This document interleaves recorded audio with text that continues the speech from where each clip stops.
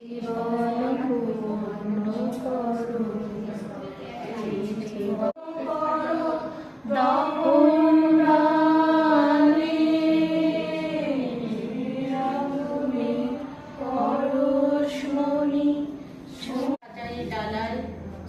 পদমূলে সোনার থালায় আপনার হাতে দিতেন জ্বালাই কনক প্রদীপ মালা।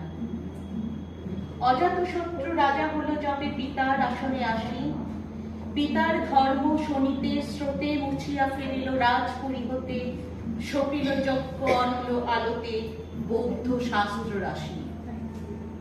ডাকিয়া কহিল অজাতশত্রু রাজপুর নারী সবে, বেদ ব্রাহ্মণ রাজা ছাড়া আর কিছু নয় হবে পূজা করিবার, এই কটি কথা যেন মনে সার ভুলিলে বিপদ হবে। সেদিন শারদ দিবা অবসান, শ্রীমতী নামে সে দাসী, পুণ্য শীতল সলিলে নাহিয়া পুষ্প প্রদীপ থালাই বাহিয়া, রাজ মহিষীর চরণে চাহিয়া নীরবে দাঁড়ালো আসি। শিহরি সভায় মহিষী কহিলা, এ কথা নাহি কি মনে, অজাতশত্রু করেছে রচনা, স্তূপে যে করিবে অর্ঘ রচনা, শুলের উপর মরিবে সেজনা অথবা নির্বাসনে। সেথা হতে ফিরি গেল চলি ধীরে বধূ অমিতার ঘরে।